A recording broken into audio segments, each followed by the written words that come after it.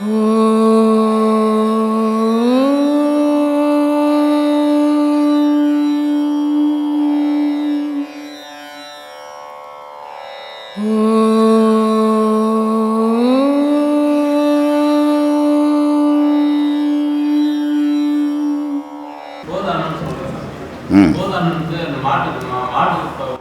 கொடுக்குறது, மாடு பிடிச்சி வாங்கி கொடுக்குறது. இப்போ ஏழை சாப்பாட்டுக்கே வழி இல்லை, கஷ்டப்படுறாங்க, அவங்களுக்கு நீ ஒரு மாடு பிடிச்சி கொடுக்கணும். ஒரு கோவில் மாடு பிடிச்சி கொடுத்தா அந்த பால் கறந்து சாமிக்கு அபிஷேகம் பண்ணுவாங்க. இதெல்லாம் கோதானம். அது உன்னால் என்ன முடியுமோ செய். அதானே அனுபவிச்சுன்னுக்குறோம், அதுதான் அனுபவிச்சுன்னுக்குறோம்.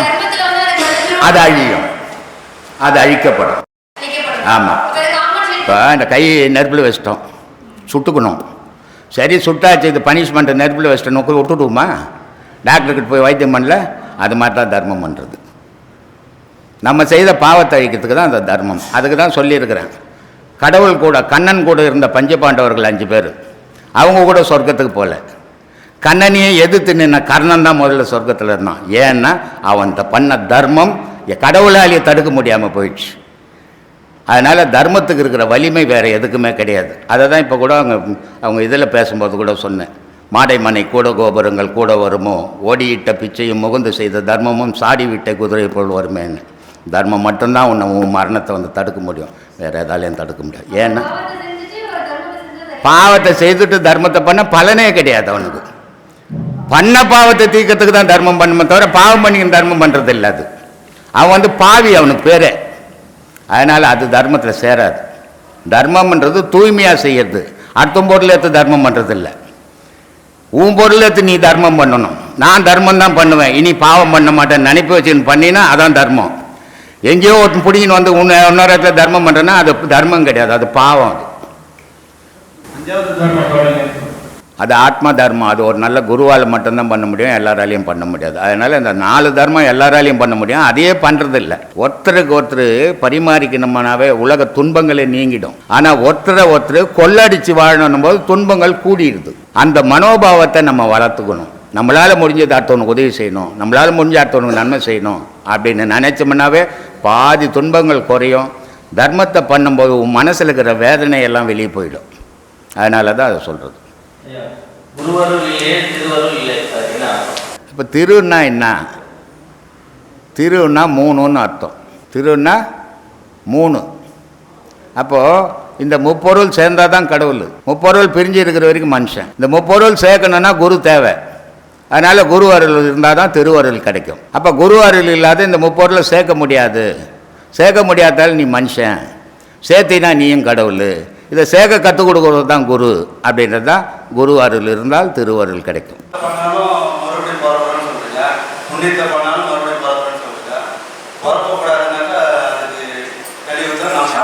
சமமாக ஒன்றும் இல்லை.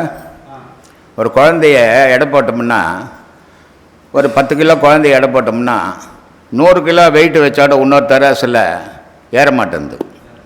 அப்போது பாவம் அதிகமாக இருக்குது. அப்போ இது சமமாகணும். சமமாகணுன்னா என்ன பண்ணணும்? இந்த தராசுலையும் அதிகமாக வைக்கணும், அப்போ தான் சமம் ஆகும். இந்த தராசில் என்ன வைக்கணும்? தர்மத்தை வைக்கணும். அந்த தராசில் பாவம் இருக்குது, இந்த தராசில் தர்மத்தை வைக்கும்போது சமமாகும். அப்போ உன் பிறப்பு தடுக்கப்படும், நிம்மதியான வாழ்க்கை கிடைக்கும். முதல்ல நீ பிறக்கிறது அப்புறம் முதல்ல வாழறது நிம்மதியாக வாழுங்க. பிறக்காது இருக்கு, பிறந்தாகி போச்சு, இனிமேல் வானான்னு சொல்ல முடியாது. பிறந்தது இல்லாத நம்மளோட மட்டும் நிற்கல, நம்ம வேறு கூட்டு சேர்த்துக்கணும், பொண்டாட்டி பிள்ளைங்க எல்லாம் சேர்த்துக்கணும். அதனால தான் சொன்னான், அகங்காரம் உள்ளடிக்க ஐம்புலனை சுட்டறுத்து தூங்காமல் தூங்கி சுகம் பெறுவது எக்காலம்னு. அப்போது இந்த ஐம்புலனை எப்படி சுட்டாக இருக்க முடியும்? அடுத்துட்டா நீ உலக வாழ்க்கையில் ஈடுபட முடியாது.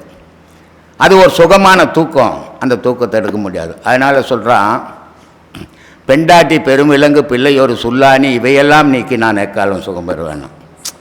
யார் வீட்டு பொண்ணும்? நான் ஒண்டியாக இருந்தேன், சுதந்திரமாக இருந்திருக்கலாம். ஆனால் இல்லை, ஊராமட்டு பொண்ணை போய் தேடி பிடிச்சி கட்டின்னு வந்துட்டேன். சரி, கட்டின்னு வந்துட்டேன், ஊரெல்லாம் துன்பப்படுறான், அப்பவும் நான் இருந்தில்ல, நானும் ஒரு கல்யாணம் பண்ணிக்கின்னு துன்பப்பட்டுங்கிறேன். சரி, இந்த துன்பம் நம்மளோட போட்டோம், நின்னுமா நிற்கலையே, நம்ம ஒரு குழந்தைய பெற்றுக்கிறோம். அப்போ அந்த குழந்தைய அந்த துன்பப்பட போதுன்னு யோசனை பண்ணோமா? ஆனால் அந்த துன்பமுத்துலேயும் இன்பம் இருக்குதுன்னு நினச்சிக்கினே அதை செயல் செய்துன்னுக்கிறோம். அதனால் அந்த குழந்தை பிறந்தது, இந்த பொண்டாட்டியாவது அடுத்தவங்க விட்டு பொண்ணு அடிச்சு தெத்திடலாம், ஆனால் உன் பிள்ளையை தத்த முடியாதுடா, நீ போகிற வரைக்கும் சுல்லானி மாதிரி குத்திக்கின்னு இருக்கும், நீ எங்கடா சொகத்துக்கு போகிறதுன்ட்டான். அதனால் ஞானிகள்லாம் என்ன பண்ணால் கொண்டாட்டி குழந்தை குட்டி வேணாம், நம்ம பிரம்மச்சாரியத்தை கடைப்பிடிச்சி ஞானி அம்மாவலான்னு எல்லாரும் விட்டுட்டு 10 வயசில் 12 வயசில் போனோம். அவன் தான் ஞானி. பிச்சை நிறைய நல்லாக்கிறவங்களாம் பிச்சை எடுத்துனுக்குறான். அந்த பிச்சையை சொல்லது மனமில்லாத பிச்சைன்னு ஒன்றுக்குது, ஊரை ஏமாற்றி எடுக்கிற பிச்சை இல்லை இது. அந்த பிச்சையால் ஒரு பாவமும் போகாது. ரமண மகரிஷி இருந்தார், அவர் சட்டி எடுத்துக்கின்னு போவார், அவர் ஒரு பிராமணன். அவர் அப்படி இருந்தோம், அவர் அண்ணாக்கயிறு கூட கிடையாது. நீ பேண்ட்டு ஷர்ட்டு போட்டுன்னு பிச்சை எடுத்தா எப்படி நியாயம்? அது சொத்து சோகம் வச்சுன்னு பிச்சை எடுத்தா எப்படி நியாயம்? பொண்டாட்டி புள்ள குட்டியை வச்சுன்னு பிச்சை எடுத்தா எப்படி நியாயம்? ஆனால் இதெல்லாம் நியாயப்படுத்துறதுக்கு மனுஷன் இருக்கிறான். அவர் பண்ணது அது இல்லை, மனமில்லாத பிச்சை அது. அவர் போய் பிச்சை எடுத்துன்னு வந்தார், அந்த சட்டியில் இருக்கிற சோத்தை அவர் கூட இருக்கிற 4 பேரும் பகிர்ந்து சாப்பிட்றாங்க, அது பிச்சை. நீங்கள் எடுக்கிறதெல்லாம் பிச்சை இல்லை, சுயநலம். அது பெற்றவங்க செய்த பாவம் பிள்ளைங்களுக்கு தான், புண்ணியம் மட்டும் வராது. நீ உன் வீடு கட்டி வச்சிருந்தீங்கன்னா பக்கத்து வீட்டுக்காரன் எடுத்துப்பானா, உன் பிள்ளை தானே எடுத்துப்பான். அப்போ நீ செய்த பாவமும் உன் பிள்ளைக்கு தானே சேரும், பக்கத்து வீட்டுக்காரன் எடுக்க மாட்டானே.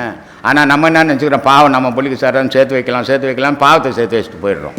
அதனால தான் நான் பாவத்தையும் சேர்த்து வைக்கல, என் பிள்ளைங்களுக்கு புண்ணியத்தையும் சேர்த்து வைக்கல. நீ சம்பாரிச்சு நீ சாப்பிட்டுக்கோ, எந்த சொத்து சோகம் நான் வைக்கல. ஏன்னா நான் அவங்க வாழணும்னு சொத்து சோகம் சேர்த்தா நானும் பாவத்துக்கு போனால் அவனும் பாவத்துக்கு போயிடுவான். எது கிடைக்குதோ அது வரைக்கும் சாப்பிடும்போது மனுஷன் அமைதியாக வாழ்வான். எது இல்லாததெல்லாம் இவன் ஆசைப்படும் போது இவன் துன்பத்துக்கு ஆளாயிடுவான். அது மாதிரி வந்து சேர்ந்துடும் பாவம்.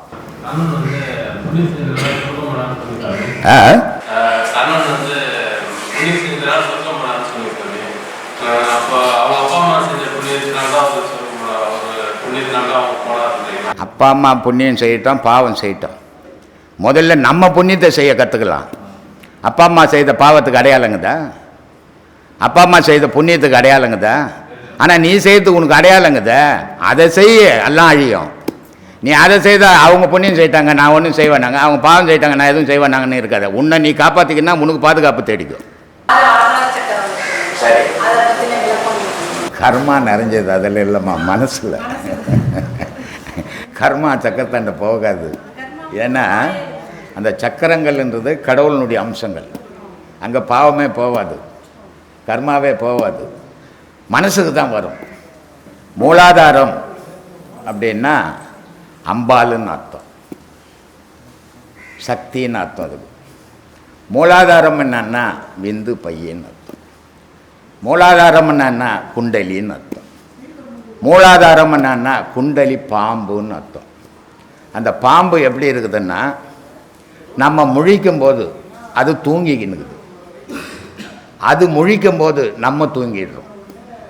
இது மூலாதாரத்தினுடைய செயல்பாடுகள். அப்போது நம்ம என்ன செய்கிறோம், அந்த பாம்பை எப்படி எழுப்ப முடியும்? மூலாதாரத்தில் இருக்கிற பாம்பை நம்ம எப்படி எழுப்ப முடியும்? ஒரு கொம்பு எடுத்து அடிச்சு எழுப்ப முடியுமா?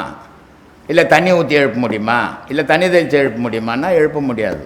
அப்போது நம்ம பிராண காற்றை உள்ளடக்கி ஊதும்போது அந்த பாம்பனுடைய தலையில் அந்த காற்று போய் படுது, படும்போது அது முழிக்குது. அப்போது நீயும் முழிச்சுங்கிற, அதுவும் முழிச்சுங்குது. இந்த ரெண்டும் முழிக்கும் போது ஞானம் கிடைக்குது. நீ தூங்கி அது முழிச்சுன்னுக்கும் போது தூக்கம் வருது, நீ முழிச்சுக்கின்னு அது தூங்கும்போது உலகம் தெரியுது. ஆனால் 2 பேரும் முழிக்கும் போது ஞானம் தெரியுது. இந்த 2 பேரும் முழிக்கிறதுக்கு தான் அந்த மூலாதார சக்திக்கு அந்த பிராண காற்றை செலுத்தணும். அது ஓம்ன்ற பிராண காத்தா இருக்கணும். ஓம்னா என்ன? அகார உகாரம் மகாரம். அகார உகாரம் மகாரம்னா என்ன? அகாரம்னா அம்பாள், மகாரம்னா விஷ்ணு, உகாரம்னா சிவம். இந்த முப்பொருளும் ஒன்று சேர்ந்தால் தான் மனிதன் கடவுளாக மாற முடியும். அதுக்காக அந்த மூலாதாரம். அடுத்தது மணிப்பூரகம், பிரம்மா. மூலாதாரம் சூதிஷ்டானம். சூதிஷ்டானம்ன்றது என்ன அப்படின்னா விந்து வெளியேற இடம். உலகத்தில் கையில் கால் இருக்குது, தலை இருக்குது, எதுக்காவது உயிர்நிலைன்னு பேர் இருக்குதா? ஒன்றுக்கு போகிற இடத்துக்கு தான் உயிர்நிலைன்னு பேர். ஒன்றுக்கு போகிறதுக்கு தான் இருக்குது அது, ஆனால் அதுக்கு பேர் உயிர்நிலைன்னு பேர். ஏன்னா மனிதனுக்கு உயிர்ன்றதே விந்து. அந்த விந்து வெளியேற இடம் அந்த உயிர்நிலை. அந்த விந்து உலகத்தில் வெளியேறுச்சுன்னா ஜனத்தொகை பெருக்கலாம், சொந்த பந்தங்கள் பெருக்கலாம், உருவங்கள் வளரலாம். அதே விந்து மேலே போச்சுன்னா கடவுளை அடையலாம். அதனால் அகஸ்தியர் சொல்கிறார், விந்து நிலை தனை அறிந்து விந்தை கண்டால் விதமான நாதமது குருவாய் போகும். அந்தமுள்ள நாதமது குருவாய் போனால் ஆதி அந்தமான ஜோதி நீயாவாய். அப்போது இந்த விந்தை வெளியே விடாமல் உள்ள அடக்கி பிரம்மச்சரியம் கடைப்பிடிக்கிறேன் அப்படின்னு இருக்கக்கூடாது. அது அறியாமை. அது இப்போ ஒரு ஊரில் ஒரு கிணறு இருக்குது. அந்த கிணத்துல தண்ணி மொண்டுக்குன்னே இருந்தால் தான் சுரக்கிற தண்ணி நல்லாயிருக்கும். முள்ளலெல்லாம் அதுக்கு தண்ணி அப்படியே இருக்கட்டோன்னா அது பாழடைஞ்சு போயிடும். அப்போ அது பாழடையக்கூடாது. அது மாதிரி பிரம்மச்சரியம் கடைப்பிடிச்சிக்கிறேன்னு நோயை உண்டாக்கிறாங்க நிறைய பேர், வழி தெரியாது. அது ஒரு குருக்கிட்ட போய் அது மேலே ஒன்று ஏறிடணும், இல்லை வெளியேறிடணும். மேலே ஏறினாலும் ஆபத்து இல்லை, வெளியேறினாலும் ஆபத்து இல்லை. ஆனால் உள்ளவே ஒரு இடத்துல அது தங்க வச்சு ஏற்ற தெரியாமல் வச்சுருந்தா அதுவே நோயாக மாறிடும். அது மாதிரி நிறைய பேர் ஆகி போயிருக்கிறாங்க. இப்போ அந்த மாதிரி செயல்கள் இருக்கக்கூடாது. அதுக்காக அந்த விந்து தேவைப்படுது. அது சுவதிஷ்டானம். மணிப்பூரகம் நம்ம சாப்பிட்ற உணவுகள், நம்ம குடிக்கிற தண்ணி, நமக்கு தேவையான பலம், இத்தனையும் உணவுல இருந்து தான் கிடைக்குது. உணவுன்னு ஒன்று இல்லைன்னா கடவுளால் கூட நம்மளை காப்பாற்ற முடியாது. அப்போ நம்மளை உலகத்தில் காப்பாற்றினுக்கிறது உணவு தான். அப்போ உணவே கடவுளாகுது. அந்த உணவை பதப்படுத்துது அந்த வயிறு, மணிப்பூரகம்ன்ற இடம். அந்த மணிப்பூரகம்ன்றத்தில் உணவை பயன்படுத்தி ரத்தமாகவும் மஜ்ஜையாகவும் விந்தாகவும் மாற்றுது. கழிவு பொருளை வெளியே தள்ளிட்டு தேவையான பொருளை உள்ளே வச்சுது. இதனுடைய வேலை மகாவிஷ்ணு. இப்போ இந்த மிஷினெல்லாம் ஓடணும்னா அதுக்கு சூடு வேணும், கரண்ட்டு வேணும், அதுக்கு இருதயம் வேணும். அதனால் மூலாதாரம், சுதிஷ்டானம், மணிப்பூரகம், அந்த இருதயம் சூடு கொடுக்குற இடத்துக்கு அநாகதம்னு பேர். அந்த அநாகதத்தினுடைய செயல் என்னன்னா ரத்தம், காற்று, இது ரெண்டையும் கலந்து ஏற்றுது உடம்புல. கெட்ட ரத்தத்தை வலிக்குது, அதை கழித்து தள்ளிடுது. நல்ல ரத்தத்தை ஏற்றி உடல் முழுக்க பரவுது. அந்த சூடும் காற்றும் இல்லைன்னா ரத்தம் பாயாது, அப்படியே நின்று கட்டி போயிட்டோம். அதனால் அநாகதம்ன்றது உடல் முழுக்க மூளை வரைக்கும் அந்த ரத்தத்தை பாய்ச்சும் பண்ணுது. அதனால் அநாகதம் முக்கியம். நெருப்பு பகுதி அது. காற்று பகுதி தொண்டைக்குழி, விசுத்தின்னு பேருது. இந்த காற்று இல்லைன்னா நமக்கு மூச்சே இல்லை. மூச்சு இல்லைன்னா உடலுக்கு சூடே இல்லை. அப்போ உடலுக்கு சூடே இல்லைன்னா நீரே தேவைப்படாது. அப்போ இது அத்தனையும் சேர்த்து செய்கிறது அந்த மூச்சு, விசுத்தின்ற பேர். ஆக்ஞை, அது சுழுமுனை. அந்த சுழுமுனையில் இந்த தொண்டைக்குழியோட ஓடிங்கிற காற்றை முதுகுத்தண்டு வழியாக பின்பக்கமாக ஏற்றி அந்த சுழியில், அதான் சரங்குத்தின்னு பேர். அதுக்கு சரங்குத்தின்னா வெளியெல்லாம் போய் குத்தக்கூடாது, உள்ளே குத்தம். சரம்னா உயிர் மூச்சு. அதை எடுத்துன்னு போய் புருவத்தில் குத்தும்போது பதி, அதுக்கு பேர். அந்த பதி திறந்தால் கடவுளை பார்க்கலாம். இதை தான் இயேசுநாதர் சொன்னார், தட்டுங்கள் திறக்கப்படும், கேளுங்கள் கொடுக்கப்படும். அதை மூச்சு ஏற்றுமா எங்கே தட்டினீன்னா அது திறக்கும். திறந்தால் இறைவன் தெரிவான். நீ தேவையானது இறைவன்கிட்ட கேட்கலான்னு. ஊரா மட்டும் ஊட்டக்க தட்டுறதில்லை. அது மாதிரி இந்த 6 ஆதார சக்கரங்கள் அந்த மாதிரி. இது 6ம் மனிதனுக்குள்ளே கட்டுப்பட்டது. ஆனால் மனித நிலை தாண்டி சகசாரம்.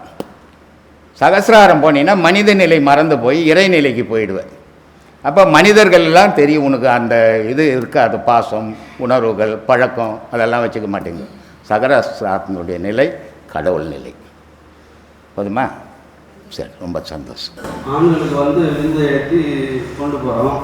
அதே போல் பெண்கள் கூட அது பெண்கள் எப்படி பிறந்தாங்க? பெண்கள் சும்மா மண்ணை பொச்சு வச்சாங்க. எல்லாருக்கும் 2 பேருக்குமே விந்து உனக்கு, அவங்களுக்கு அதே விந்துக்கு பேர் சுரோனிதன் பேர். 2 பேருக்கும் இருக்கிறதால தான் ஒரு குழந்தைய வரும். ஒருத்தர் விந்து வச்சுக்கலாம், குழந்தை வந்துடாது. நியூட்ரல் பேஸ் மட்டும் தான் லைட் எரியாது. நியூட்ரலும் ஒன்றும். நியூட்ரல் பொம்பளை, பேச ஆம்பளை. அதனால தான் ஆம்பளை வம்சத்தில் கொல்லி போடணும். அதனால் 2 பேருக்கிட்டும் சக்தி இருக்குது. நம்மக்கிட்ட தான் சக்தி. நான் தான் எல்லாம் நினைக்கக்கூடாது. பெண் இல்லைன்னா ஆணுன்றவனே ஒருத்தர் இருக்க மாட்டான். ஆண் இல்லைன்னா பெண்ணுன்றவளும் ஒருத்தருக்கு உபயோகப்பட மாட்டான். அதனால் உலகத்தில் ஆணும் பெண்ணும், சக்தியும் சிவம்னு அதுக்கு தான் வச்சுக்குது. அதனால் 2 பொருளும் சமமான பொருள் தான். ஆணை அடிமைப்படுத்தி பெண்ணு வாழறதோ, பெண்ணை அடிமைப்படுத்தி ஆண் வாழறதோ, 2மே சரியான வாழ்வே கிடையாது. அது அடிமை வாழ்வு. அந்த மாதிரி வாழக்கூடாது. உங்ககிட்ட இருக்கிற சக்தி பெண்ணுக்கிட்ட உங்குது, பெண்ணுக்கிட்ட இருக்கிற சக்தி. ஆனால் உன்னை விட பெண்ணுக்கிட்ட சாமர்த்தியம் ஜாஸ்தி. நீ 2 குழந்தை பேத்துட்டு உன் பொண்டாட்டி செத்து போச்சுன்னா அந்த 2 குழந்தைய உருப்படியாக காப்பாற்றவே முடியாது உன்னால். ஆனால் நீ செத்து போட்டின்னா உன் பொண்டாட்டி அழகாக காப்பாற்றிடுவோம் அதை. அப்போ உன்னை விட சாமர்த்தியசாலி பெண்ணு. அதனால் யாருக்கிட்டும் எல்லாருக்கும் ஒரு சமமான எண்ணம் தான். எல்லாம் இருக்குதுப்பா. உடல் உனக்கு எங்கே, நீ வச்சுக்கிற உடல் ஏது உனக்கு? பெண் கொடுத்த உடல் தான், ஆண் கொடுத்தது உயிர் தானே. அப்போ உடல் யார் கொடுத்தது? உடல் இல்லை, அந்த பெண் உடல் கொடுக்கலன்னா உன் உயிர் அதில் தங்குமா? அதனால ரெண்டும் அவசியம், ரெண்டு பேரும் அவசியம். சரி சாமி, இப்போ விந்து நம்ம ஏத்துறோம்னு சொல்றீங்க, அது மேலே ஏறி போயிட்டு அது என்ன பண்ணுது? அதெல்லாம் அவ்வளோ சீக்கிரத்தில் நீ தெரிஞ்சுக்க முடியாது. உபதேசம்லாம் வாங்கி உச்சத்துக்கு அப்போ கேளு அந்த கேள்வியை. சும்மா 1ஆம் கிளாஸ்ல எம்ஏ புக்கு போடாத. அப்படி போனீங்கன்னா ஒன்றுமே புரிஞ்சுக்க மாட்டீங்க. ஒரு ஒன்றா படி, ஒரே நேரத்தில் படிச்சீங்கன்னா மூளைக்கே எட்டாது. அது சொல்லுங்க. இந்த பழமொழி ஒன்று சொல்லுவாங்க, சும்மா வந்த மாட்டை நிலாவில் கட்டி ஓட்ட அப்படின்னு சொல்லுவாங்க. இவனுடைய மாடை இருந்ததுன்னா 2 ஓட்டு ஓட்டிட்டு நம்ம கட்டி தீனி போட்டு தண்ணி வச்சு கட்டிடுவோம். ஓசியில் பக்கத்து வீட்டுக்கார மாட்டை கொஞ்சம் வேலைக்கு எடுத்து போறேன்னா இஷ்டத்துக்கு ஓட்டுவானோ ராத்திரிக்கெல்லாம். அந்த மாதிரி நீ ஓட்டாத என்ன? எதை தெரிஞ்சுக்கணுமோ அதை தெரிஞ்சுக்க, எப்போ தெரிஞ்சுக்கணுமோ அதை தெரிஞ்சுக்கங்க. எல்லாத்தையும் ஒரே நேரத்தில் தெரிஞ்சுன்னா எதுவுமே தெரியாத போடுவீங்க. சொல்லுங்க. அதை பாடம் பண்ணிட்டு இருக்கேன். பட் என்ன ஆகுதுன்னா எண்ணங்கள் வந்து அப்படியே மோதிட்டே இருக்கு, வேற வேற எண்ணங்கள் வந்துட்டே இருக்கு. அது சரியா கவனத்தை செலுத்த முடியல அந்த பாடத்தில். அதுக்கு என்ன 24 மணி நேரம் நீ அதையே நினைக்கணும், மற்ற எண்ணங்களை வர வச்சுக்கூடாது. ஏற்கனவே 1000 எண்ணம் உனக்குள்ளே இருக்குது. இப்போ அதெல்லாம் வெளியே போகணும்னு சொன்னால் உன்னுடைய மனசை முதல்ல சுத்தப்படுத்தணும். இது சுத்தப்படுத்துறதுக்கு கிட்டத்தட்ட ஒரு 6 மாதம் 1 வருஷம் ஆகிடும். ஏன்னா ஒரே நாளில் ஒரு எத்தனையோ கோடி வருஷமாக பிறந்து வளர்ந்து எண்ணங்களை உருவாக்கி வச்சுன்னுக்கிறேன். அது ஒரு நாளில் ஒரு பாடம் வாங்கினோன்னு ஒரு கூட்டு என்கிட்ட எண்ணெல்லாம் போடணும் போகாது. அதுக்கு காலங்கள் தேவைப்படுது, அவ்வளவும் அழிக்கணும். அது அழிஞ்சால் இந்த எண்ணங்கள் வராது. இது ரமண மகரிஷிக்கிட்ட ஒருத்தர் உபதேசம் வாங்குறார். அவர் என்ன சொல்கிறாரு, அந்த உபதேசம் வாங்கினவர் சொல்கிறாரு, நான் எல்லா நண்பர்களும் வேணான்னுட்டு ஒதுக்கிட்டு உட்காந்துட்டேன். ஆனால் அப்போ கூட அந்த பழைய நண்பர்கள் வந்து ஜன்னலை திறந்து எட்டி எட்டி வா வான்னு கூப்பிடுறாங்க. அப்போ நான் ஜன்னலெல்லாம் அடைச்சிட்டேன்னா அவன் கூப்பிட்றது எனக்கு தெரியாது. அந்த மாதிரி கண்ணு மூக்கு வாயெல்லாம் அடைச்சிடுங்க, எண்ணங்கள் வராது. அதை அடைக்கிறதுக்கு பழகணும். சும்மா நினச்சி அடைச்சிட முடியாது. அப்படி அணைக்கும் போது அந்த எண்ணங்கள்லாம் நின்றுடும். சொல்லுங்க. இப்போ ஐயப்பன் நான் பார்க்குறேன், பார்க்கப்படும் பொருள், பார்க்கப்படும் கருவி கண்ணு. ஆனால் அதை பார்க்கறது யாரு? இப்போ அந்த பொருளை பார்க்குறேன், அது ஒரு பொருள், கண்ணால் பார்க்க கண்ணு ஒரு கருவி தெரியுது. ஆனால் உள்ளது அதை பார்க்க வைக்கிறது யாரு? ஆன்மா. ஆன்மான்ற ஒரு கருவி இல்லைன்னா உன் கண்ணும் உதவாது, அந்த சிலையும் உதவாது. சொல்லுங்க. நீ பேசுகிற இப்போ கேட்டிய எது கேட்டுது? உன் வாய் கேட்டுதா, உன் ஆன்மா கேட்டுதா? வாய் கருவி கேட்டுங்க. செத்து பண்ணவனுக்கு பேசுமா வாயே? அப்போ எது பேசுது? உள்ளே இருந்து பேசுது. அது உள்ளே இருக்கிற வரைக்கும் தான் நீங்கள் இருப்பீங்க. அது வெளியே போனால் நீங்கள் இருக்க மாட்டீங்க. அதனால் உள்ளகிற பொருள் தான் பார்க்குது, உள்ளகிற பொருள் தான் கேட்குது, உள்ளகிற பொருள் தான் மோறுது, உள்ளகிற பொருள் தான் பேசுது. இந்த உடம்புல கல்லீரல் நிறைய இருக்கு. இந்த ஃபேக்டரியை இயக்குவது யார்? ஆன்மா. முப்பொருளாக இருந்து இயங்குது. மூச்சு, ஜீவன், ஆன்மா 3 பொருளாக இருந்து இயங்குது. ஒரு பொருளாக இயக்க முடியாது. அதை அந்த ஆன்மாவை பார்க்க முடியுமா? பார்க்க முடியாது அவ்வளோ சீக்கிரம். வயசு இல்லை உங்களுக்கு. 10 வயசில் வந்திருந்தால் பார்த்துடலாம். என்ன வயசு உங்களுக்கு? இனிமேல் எங்கே பார்க்குறது? ஏதோ முடிஞ்ச வரைக்கும் அடுத்த வாட்டியாவது பார்க்கறதுக்கு பயிற்சி பண்ணணும். அப்போ அடுத்த வாட்டி பார்க்கலாம். இல்லை இப்போ பார்க்க முடியாதுன்னு சொல்லிட்டாரு, நம்மளுக்கு வேணான்னா இதோட காலத்துக்கும் பார்க்க முடியாது, எந்த காலத்துலையும் பார்க்க முடியாது போடுவீங்க. அதனால் ஜாக்கிரதை செய்யுங்க. ஜென்துறவி கதை ஒன்று படித்தேன் நான். அந்த ஜென்துறவி கதையில் ஒரு பெரிய மகான், அவர் ஞான திருஷ்டியில் பார்க்குறார், நான் அடுத்த பிறவி என்ன ஆக போகிறேன் அப்படின்ட்டு. அப்போது அந்த ஞான திருஷ்டியில் அவருக்கு என்ன தெரியுதுன்னா, ஒரு பன்னியாக பிறக்கிறார் அவர். அப்போ அந்த பன்னி எப்படியாப்பட்ட இடத்துல பிறக்குதுன்னா, பெரிய சாக்கடையில் பிறண்டும் கிடக்கிற மாதிரி இவருடைய பிறவி எடுக்கிறார். தெரியுது. அப்போது இவருடைய சீடனை ஒருத்தனை கூப்பிடுறாரு. அப்பா, நான் ரொம்ப மனம் நொந்து போயிருக்கிறேன். இவ்வளோ நாள் இவ்வளோ பெரிய ஞானியாக நான் இருந்தேன். ஆனால் என்னுடைய அடுத்த பிறவி எப்படி இருக்குன்னு சொல்லிட்டு பார்த்தா, நான் ஒரு பன்னியாக பிறந்து சேத்துலேயும் சகதியிலையும் நான் லோட் போட வேண்டியதாக இருக்குது. அதனால் நீ என்ன பண்ணுற, என்னுடைய வருத்தத்தை போக்கணும், என்னுடைய பிறவியை தவிர்க்கணுன்னா நீ எனக்கு ஒரு உதவி செய்யணும்னு சீடங்கிட்ட கேட்குறாரு. சரி. அப்போ சீடன் சொல்கிறார், சரி குருவே, நீங்கள் என்ன சொல்கிறீங்களோ அதை செய்கிறேன் அப்படின்றார். அப்போது குரு சொல்கிறார், நான் இது மாதிரி பிறந்து வளர்ந்த உடனே நீ என்ன பண்ணுற, ஒரு கத்தி எடுத்துன்னு வந்து குத்தி என்னை கொன்னுடு, அப்போ எனக்கு அந்த பிறவி போயிடும், அது இந்த டேட்டில் வா அப்படின்னு சொல்லிட்டார் குரு. உடனே அந்த தேதி வந்தது. சீடன் போகிறான், அது அட்ரஸை கேட்டுக்கின்னு போகிறான். போகும்போது அள்ளிக்குளம்னு ஒரு இடம். சரி.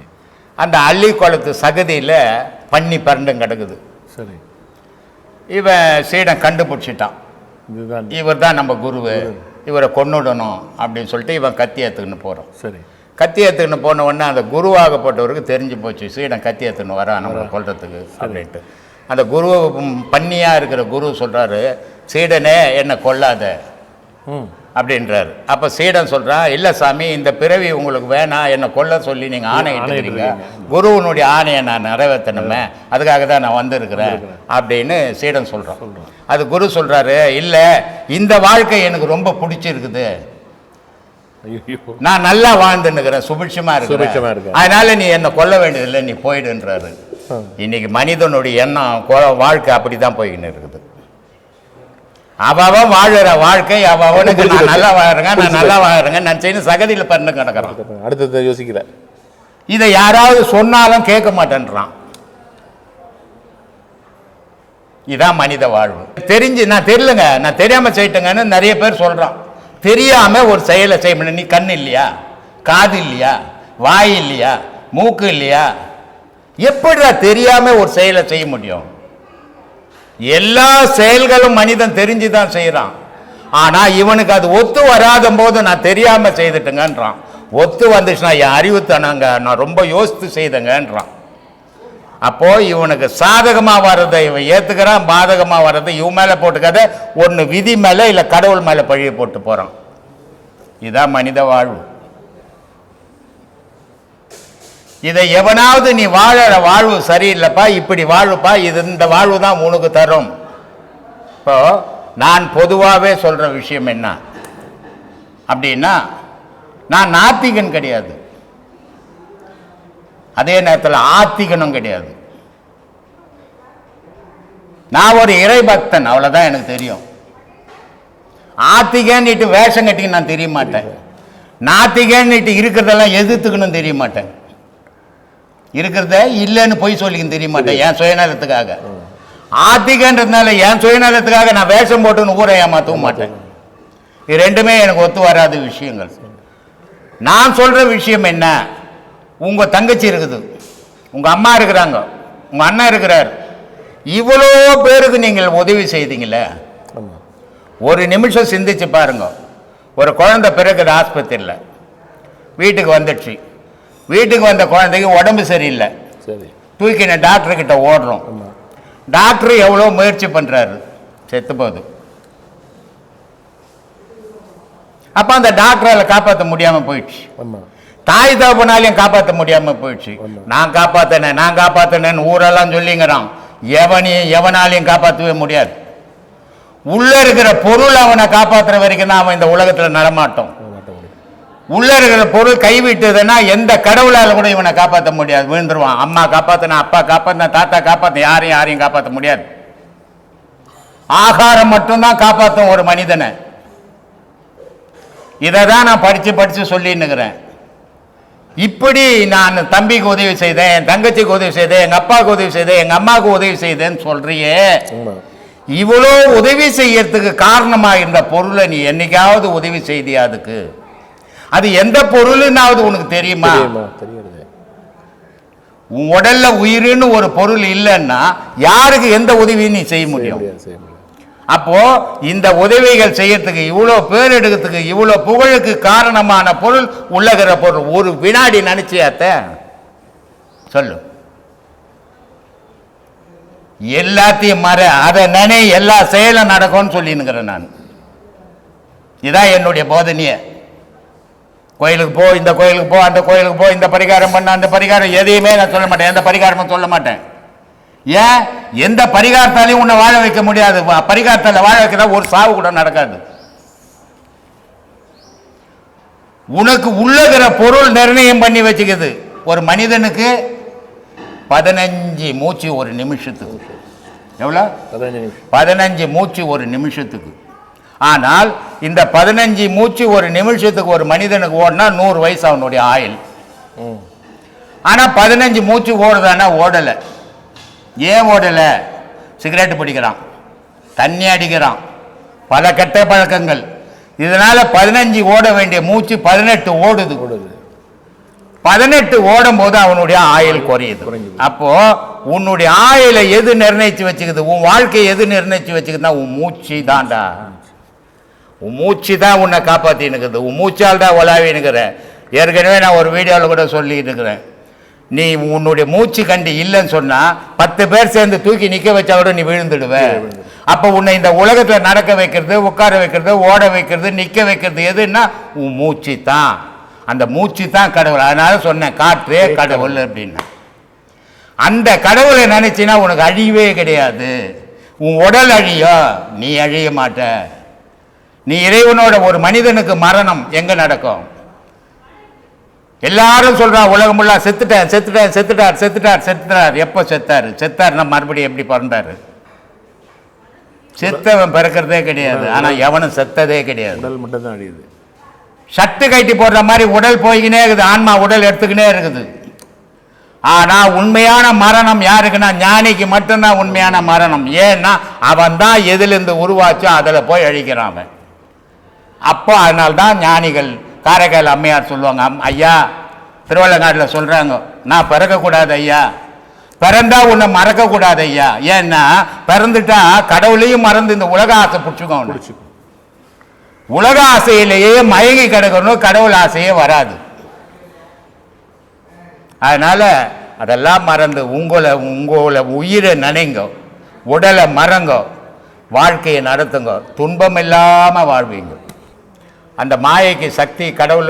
பாம்பு இருக்குது இல்லை, பாம்பு அது நம்மளை தொட்டுச்சுன்னா என்ன ஆகும்? செத்து போயிடுவான். விஷம் ஏறிடுனா செத்து போயிடுவான். ஆனா பாம்புக்கு அவ்வளவு விஷம் வச்சுக்குது, பாம்பு சாவுதா? சாவல. ஏன் சாவல? அதுதான் கடவுள். கடவுள் மாயையா வேகிறான், ஆனா கடவுளை ஒண்ணும் பண்ணாது, உன்னைதான் ஆட்டி பறிச்சிடும். அதனால கடவுளை பத்தி யோசிக்காத, உன்னை பத்தி யோசிக்க கத்துக்கோ. மாயை மாயை மாயை மாயையில் மாட்டிக்கணுங்க, மாயையில் மாட்டிக்கணுங்கன்றான். எவன் மாயையில் மாட்டிக்கணுவேன்? மாயையை போய் தேடி பிடிச்சின்னு வரான். இப்போ எனக்கு கல்யாணம் ஆகலை, நான் சுய சிந்தனையோட எந்த செயல் செய்தாலும் என்னோட போயிடும். நன்மையாக இருந்தாலும் தீமையாக இருந்தாலும் என்னோட போயிடும். எனக்கு மாயைன்றதே கிடையாது. சரி, சும்மா இருக்க வேண்டியது தானே. நான் இல்லை, எவன் வீட்டு பொண்ணு வீட்டுக்கே போனேன், ஐயா பொண்ணு கொடுக்குறியா, கட்டிக்கின்னு வந்தேன், அவன் சாத்துறா என்ன. நான் சொல்கிறேன் மாயையில் நான் மாட்டிக்கணுங்க. மாயை உன்னை தேடி வரல, நீ போய் தேடி பிடிச்சின்னு வந்த மாயையை. எந்த ஒரு மனிதனும் மாயை, நீ பிறந்த நீ துன்பப்படுறிய, எனக்கு குழந்தை குட்டி வேணாங்க, நான் பட்டது போதுங்க, என் குழந்தை குட்டிங்க பிறந்து கஷ்டப்பட வேணாம், நிறுத்துக்கிறீங்களா? எவனாவது நிறுத்தணும் உண்டா? 1000 துன்பப்பட்ட விட எனக்கு ஒரு வாரிசு வேணுங்க, இந்த உலகத்தில் நான் வாழ்ந்ததுக்கு அர்த்தம் வேணுங்கன்ற இல்லையா? அப்போ உன் குழந்தை குட்டிக்கு நீ இருந்த, உனக்கு உன் தாய் தாப்பம் தான். இப்படியே ஒரு பொருள் இருக்கணும் இல்ல, அந்த பொருள் தாயா கடவுள். அந்த பொருள் தான் கடவுள். ஆதி நேத்து இன்னைக்கு நான் அப்படி சொல்லவே முடியாத பொருள் அது இல்லையா? ஆனால் அது எல்லா உயிரினங்கள்லையும் இருக்குது, தனித்தும் இருக்குது. எல்லா உயிரினத்தையும் இயக்கிக்கினுக்குது, தனித்து ஏங்கிக்கினுக்குது. அப்படிப்பட்ட பொருள் இறைவன்ற பொருள். ஞானின்றவனுக்கு மதம் கிடையாது. முதல்ல நல்ல ஞானிக்கு, உண்மையான ஞானிக்கு ஜாதி மதம் இனம் குலம் கோத்திரம் எதுவும் கிடையாது. அவன் தான் ஞானி. ஒரு மதத்தை பிடிச்சிக்கிறவன் ஞானி ஆக முடியாது, ஒரு ஜாதியை பிடிச்சிக்கிறவன் ஞானி ஆக முடியாது, ஒரு இனத்தை பிடிச்சிக்கிறவன் ஞானி ஆக முடியாது. ஏன்னா கடவுள் எப்படி ஜாதி மதம் இனம் குலம் கோத்திரம் அதுக்கெல்லாம் அப்பாற்பட்டு நிற்கிறானோ, ஒரு ஞானின்றவனுக்கு வேற்றுமை அற்று நிற்கிறவன். அதனால 1000 பேர் கூடி அவர் ஞானிங்கன்னு சொல்லிட்டா ஞானி ஆயிடுறாங்க. இப்போ அது நமக்கு தேவையில்லை. இப்போ உங்க அப்பா உங்க அம்மா இருந்தாங்க இல்லையா? ஒரு குடும்பம் தானே அது, ஒரே ஒரு குடும்பம் தான். ஆனால் உங்க அப்பா அம்மாவுக்கு எத்தனை பசங்க? 5 பசங்க. 5 பசங்க. இப்போ எத்தனை குடும்பம் ஆச்சு? 5 குடும்பம். ஏன் ஒரே குடும்பம் இல்லை? எல்லாம் அவங்க செயலுக்கு போயிட்டாங்க. இன்னைக்கு மதங்களும் அப்படிதான் தனித்தனியாக பிரிஞ்சு அவங்க செயலில் இருக்கிறாங்க. ஆனால் எல்லாம் முதல்ல ஒன்றா, எல்லாம் மனுஷன் ஒன்று தான். இதான் சாமி வாழ்க்கை. உன்னை விட நான் வளரணும், என்னை விட நீ வளரணும், அவனை விட அவன் வளரணும். இந்த எண்ணத்தினால இந்த மதங்கள் தோன்றுச்சு. ஆனால் மதத்தால் இறைவனை வழிபட முடியாது. ஏன்னா மதத்துக்கு அப்பாற்பட்ட இறைவன். மனித மனத்தால இறைவனை வழிபடணும். எதால வழிபடணும்? மனுஷனுடைய மனத்தால வழிபடணுமே தவிர மதத்தால வழிபடக்கூடாது. மதத்தால வழிபடும்போது நீ இறைவனை வழிபட முடியாது, மதத்தை தான் வழிபட முடியும். என் மதம் உயர்ந்தது, மதம் உயர்ந்ததுன்ற வேற்றுமை தான் வரும். இறைவனை வழிபடுறவனுக்கு மதம் கிடையாது.